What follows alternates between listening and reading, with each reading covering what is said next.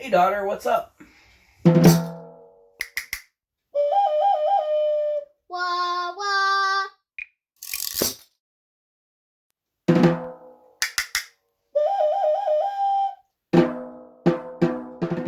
Wah, wah.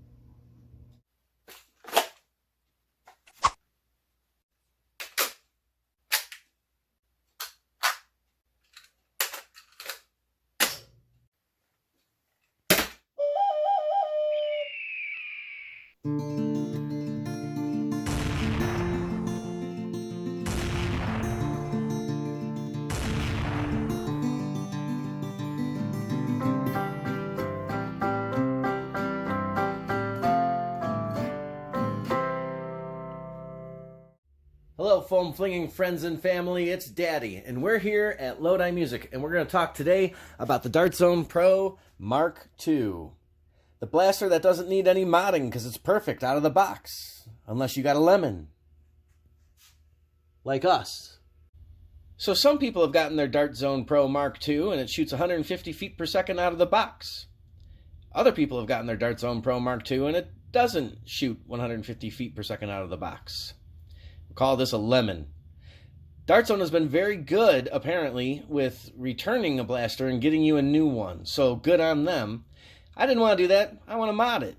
There are other good YouTube videos out there on how to mod this blaster, specifically from Bradley Phillips. He's got a bunch of good ones.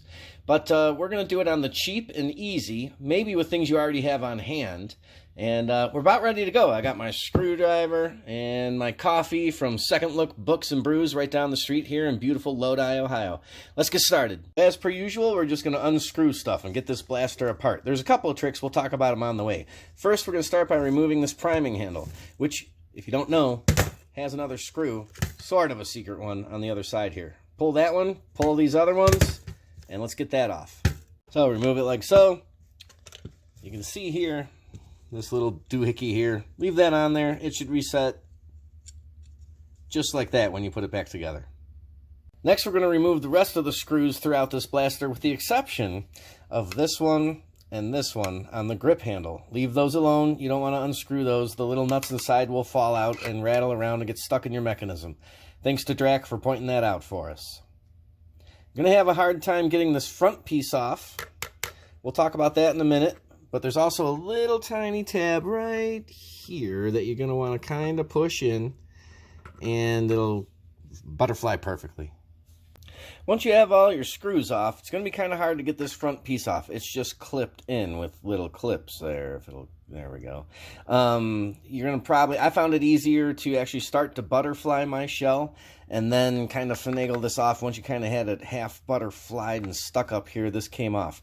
Once I had it off, I filed down these little nubs just a bit, and now I can pretty easily just snap this on and off the front of my blaster. So I recommend you do that, especially if you're going to be opening this up a lot and tuning it. You're going to want this piece to be able to be easily removed, and that's how you do that. Once you have the screws out of your shell, this front bit pulled off and that other tab pulled, you can butterfly your blaster. These are the two little nuts that we don't want to fall off by removing the grip, so just don't do that. Leave it on there. It's not necessary. So you can gently remove your spring by kind of pulling it out like that, and there's your spring.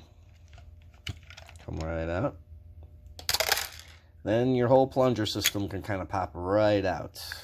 There are three main seals we want to address on this blaster. This one right here, that goes into the barrel and creates your breech lock. Mine was okay. I had some tape around it, but it was a little too stiff, so I removed it. Mine's actually stock right there right now, and I'm getting a good seal. I'll probably play with that a little more, and we'll see if we can get it a little better. The other one is, and the second worst offender, is your plunger seal. This O-ring is way too small, or something's a little off here, and that needs some sort of electrical tape underneath it, Teflon tape underneath it, a few wraps until you get a great seal into your plunger tube. Then there's the barrel to the barrel breech dart acceptor here. This seal right here is notoriously bad. This is the one that's really bad. You can see I've already used a brass barrel. Your barrel will be orange and aluminum, but you don't need to replace your barrel if you don't want, although you're going to get a better performance with the brass barrel. So you see I've used electrical tape wrapped around it to create a much better seal on that. A lot of people have used 2-part epoxy, but I didn't want to do something permanent. I wanted to be able to change this out if I want. Later on, I might permanent and glue that in there, but currently we're getting a great seal. It's working fine. We've pulled this lock that was in these 2 screws here. I can't find it. I don't know where it is, but it's clear plastic like this, and it was all right about here. You can get it all removed and just get rid of it, and now you can deprime your blaster without dry firing it. I recommend that. It's a good idea.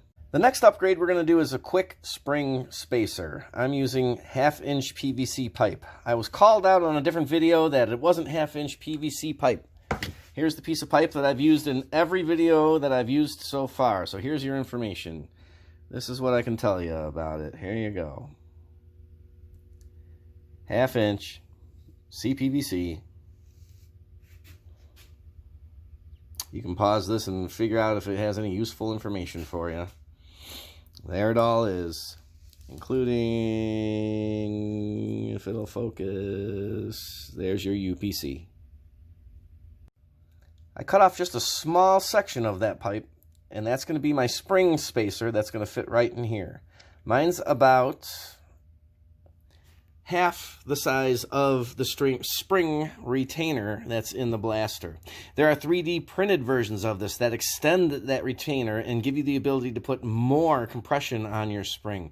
I don't recommend that if you're doing this method. We want the spring to be retained in this little receptacle here so that it doesn't start going goofy in the blaster. I wouldn't recommend going too much further than about half the size of that. Now, we can get bigger, but that's what we're doing. And I'm getting great results with it, so it's working. Here's your internals reassembled with the lock removed, the spring spacer in, the new barrel, and the seals tightened up.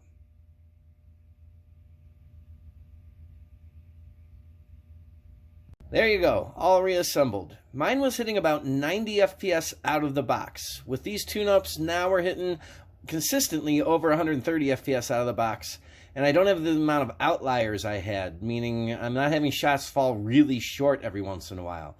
So we've got a more consistent performance, a higher FPS. I'm happy.